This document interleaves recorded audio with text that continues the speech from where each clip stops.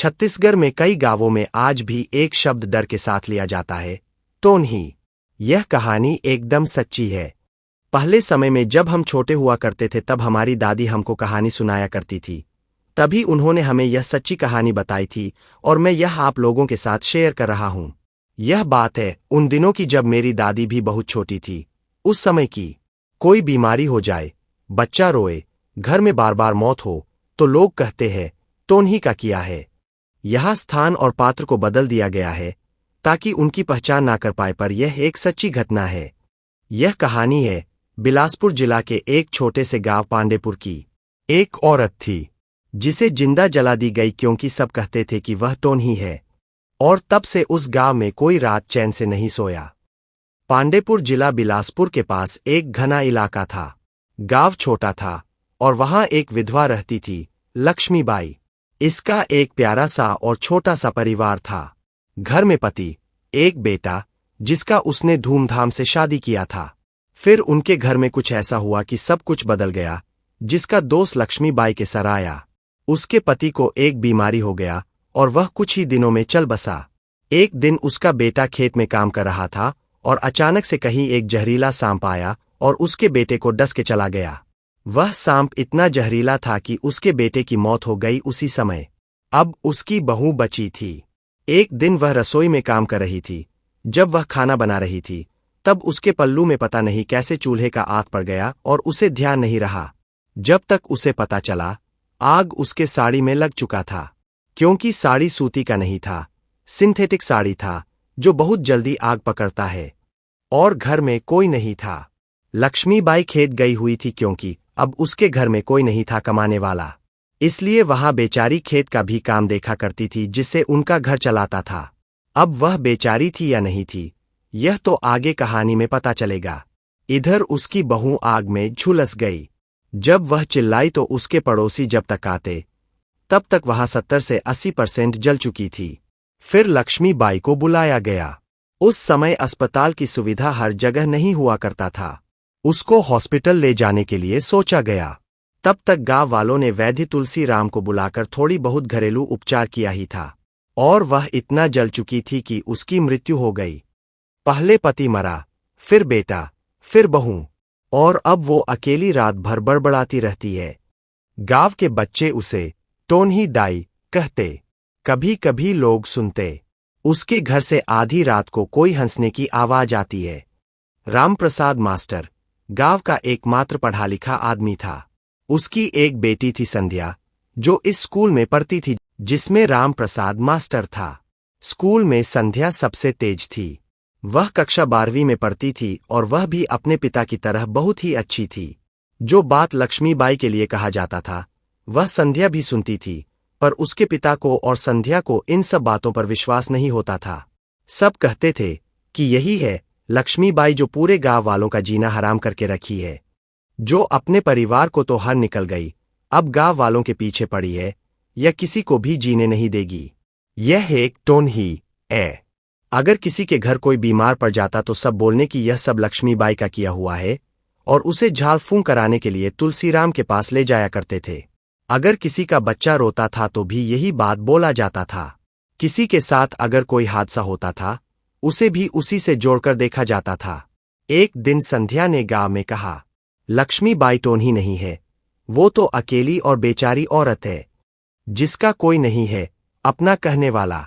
उस रात संध्या के चेहरे पर अचानक सूजन आई और अगले दिन उसका शरीर नीला पड़ गया। पर उसका पिता जो एक अध्यापक था, उसने उसे तांत्रिक के पास ना ले जाकर डॉक्टर बुलाया। जब डॉक्टर संध्या को देखा तो डॉक्टर ने कहा, कभी कभी शरीर में एलर्जी से सूजन आ जाता है, पर यह तो इतना ज्यादा है कि ऐसा एलर्जी से नहीं होता। ये तो जैसे कोई भीतर से निचोड़ रहा हो और पूरा खून सूख रहा है। अब इसे बचाना मेरे हाथ में नहीं है। डॉक्टर ने बताया, शरीर में एक ऐसा जहर है जो आमतौर पर जानवरों के जहर से भी खतरनाक है, लेकिन ये कोई सांप या बिच्छू नहीं था। गांव वालों ने शोर मचाया। टोनही ने मास्टर जी की बच्ची की खून पी ली और संध्या ज्यादा समय तक जिंदा नहीं रही। कुछ समय बाद गांव में एक पंचायत बैठी, पर वह पंचायत मास्टर जी ने नहीं बुलाई थी। सबने कहा, लक्ष्मीबाई पर टोनही होने की बात कही और बाबा तुलसीराम को बुलाया गया। बाबा तुलसीराम, जो खुद एक ओझा और तांत्रिक था, ने मंत्र पढ़कर कहा, हाँ, यही औरत है जिसने बच्ची की आत्मा को में बांध ली है। उस रात गांव के 4 लोगों ने लक्ष्मीबाई को खींचकर खेत में ले जाकर उसके बाल काटे, उसे निर्वस्त्र किया और झाड़ फूंक के बहाने मार मार कर अधमरा कर दिया। वो बोलती रही, मैंने कुछ नहीं किया, मैं टोनही नहीं हूं, मुझे छोड़ दो, मुझे मत मारो। पर कोई नहीं रुका और अंत में उसे वहीं जिंदा जला दिया गया। पर अभी भी यह सच्चाई सामने नहीं आया कि वह सच में टोनही है या नहीं। फिर एक दिन लक्ष्मीबाई के मरने के 7 दिन बाद तुलसीराम का बेटा, जो उसी लड़की संध्या के साथ कक्षा 12वीं में पढ़ता था, भोला को बुखार आया और वो बुखार में चिल्लाने लगा, मौला छोड़ दे दाई, मौला माफ कर दे। 8वें दिन भोला मर गया, उसी तरह जैसे संध्या मरी थी। शरीर नीला, आंखें बाहर, जीभ काली। कुछ दिनों बाद तुलसीराम की बहू ने जहर खाकर जान दे दी। मरने से पहले बोली, रात को कोई औरत आई थी और उसने मुझे कहा, अब तो तेरी बारी है, ओझा के खानदान वाली। और फिर एक रात तुलसीराम अपनी तांत्रिक क्रिया करने के लिए खेत की तरफ जा रहा था। वहां अमावस की रात थी। अचानक से उसे जलने की बू आने लगी और ऐसा लगने लगा कि कहीं आग लगी है, पर दिखाई नहीं दे रहा था। वह बदबू ऐसा था जैसे चमड़ा जल रहा हो। तुलसीराम इधर उधर देखने लगा क्योंकि आज अमावस्या की रात थी, अंधेरा बहुत ज्यादा था। तुलसीराम को कुछ दिखाई नहीं दे रहा था। अचानक से उसके गर्दन को पकड़कर किसी ने खींच लिया और सिर्फ तुलसीराम की चीख सुनाई दी और वह गायब हो गया। आज तक उसका शव नहीं मिला। गांव का डर अब बेकाबू हो चुका था। मास्टर जी यह सब कुछ चुपचाप देख रहे थे। अब उनके मन में एक जिज्ञासा था कि यह सब क्या है, इसके बारे में मुझे पता लगाना ही चाहिए। और एक दिन वो एक बहुत बड़े पंडित, जो बहुत ज्ञानी थे, उन्हें गांव में लेकर के आए, जहां यह सब तांडव हो रहा था, पांडेपुर। वहां पंडित ने हवन पूजन किया और लक्ष्मीबाई की आत्मा को बुलाया गया। और जो लक्ष्मीबाई ने बताया, वह सुनकर सभी गांव वाले शर्म से पानी पानी हो गए। लक्ष्मीबाई बताती है कि जब पंचायत ने लक्ष्मीबाई को पकड़वाया, तब असली गुनहगार छुप गया और वो गुनहगार था ओझा तुलसीराम और उसका बेटा भोला। असल में हुआ ये था, भोला संध्या से प्यार करता था। जब संध्या ने मना किया और अपने टीचर पिता को बता दिया, उसके पिता ने उसको, भोला को समझाया और संध्या से दूर रहने की बात कही। तब भोला ने गुस्से में आकर ओझा बाबा से कहा, कुछ भी करो, पर संध्या अब मेरी नहीं तो किसी की नहीं होनी चाहिए।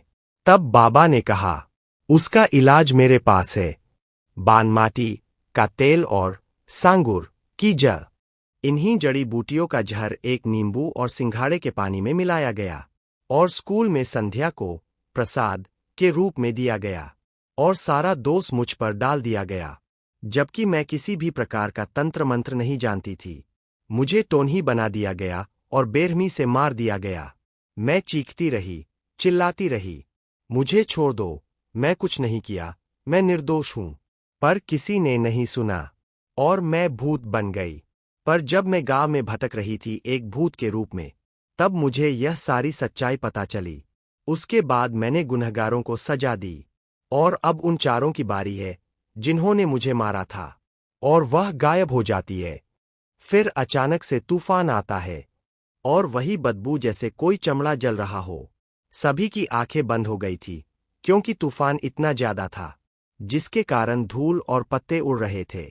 वो 4 आदमी जिन्होंने लक्ष्मीबाई को मारा था, वो अचानक से हवा में उड़ने लगे और बड़ी जोर से करके हवन कुंड में गिर गए, जिसको पंडित जी ने जलाया था। और फिर अचानक से एक हंसने की आवाज गूंजी और उसके बाद सब कुछ शांत हो गया। तभी पंडित जी ने कहा, जो गांव में हवन करने के लिए आए थे, तुम लोगों ने यह ठीक नहीं किया। अंधविश्वास में आकर एक मासूम को सजा दे दी और अब यहां वो आत्मा तुम्हें सजा देगी। तब गांव वालों ने पंडित जी से माफी मांगा, लेकिन पंडित जी ने कहा, माफी मुझे मत मांगो, उसे मांगो जिस पर तुमने अत्याचार किया। सभी गांव वाले बहुत शर्मिंदा थे और डर भी रहे थे, क्योंकि उन्होंने अभी 4 लोगों को जिंदा आग में जलते हुए जो देखा था। जिस तरह से लक्ष्मीबाई चली थी, अब उन्हें लक्ष्मीबाई के आत्मा से डर लगने लगा था। उन्होंने पूछा, हमें क्या करना चाहिए पंडित जी? पंडित जी ने कहा, मैं फिर से लक्ष्मीबाई की आत्मा को बुलाता हूं। तुम सभी मिलकर उससे माफी मांगो, अपनी गलती स्वीकारो और यह वादा करो कि अब से कभी भी किसी के साथ इस तरह का बर्ताव नहीं करोगे। सभी गांव वालों ने हामी भरी और फिर पंडित जी ने लक्ष्मीबाई की आत्मा को दोबारा बुलाया। गांव वालों ने लक्ष्मीबाई के आत्मा के सामने अपनी गलती स्वीकार की और उससे माफी मांगी, जैसा कि पंडित जी ने कहा था, और वादा किया कि वे आज से किसी भी मासूम को इस तरह बेइज्जत नहीं करेंगे, जैसा कि पंडित जी ने कहा था, और वादा किया कि वे आज से किसी भी मासूम को इस तरह बेइज्जत नहीं करेंगे, उसके साथ नाइंसाफी नहीं करेंगे। और उन्होंने कहा, तुम निर्दोष हो, हम पापी हैं, हमें माफ कर दो और यहां से चली जाओ। यह सब सुनकर लक्ष्मीबाई की आत्मा, जो गुस्से में थी, शांत हो गई और कहा, मैं यहां से जा रही हूं, लेकिन याद रखना, अगर किसी ने दोबारा यह गलती की तो मैं वापस आ जाऊंगी और फिर कोई नहीं बचेगा। कभी कभी टोनही वो नहीं होती जो दिखती है, वो होती है समाज की बेवकूफी, मर्दों का अहंकार और अंधविश्वास का जहर। और अगर कोई ऐसी औरत मार दी जाती है तो वो सिर्फ आत्मा नहीं बनती, वो इंसाफ बन जाती है। ऐसी कहानी हमारे चैनल में रोज आता है। इस तरह की कहानी सुनाने के लिए इस चैनल दिव्य रहस्य को सब्सक्राइब करें। कहानी अच्छी लगी हो तो लाइक करें और अपने दोस्तों को शेयर करें। कमेंट करके जरूर बताएं। तो दोस्तों, क्या आप लोगों को मेरी यह कहानी सच्ची लगी? मुझे तो यह सच ही लगा, इसीलिए मैंने आप लोगों के साथ यह शेयर किया।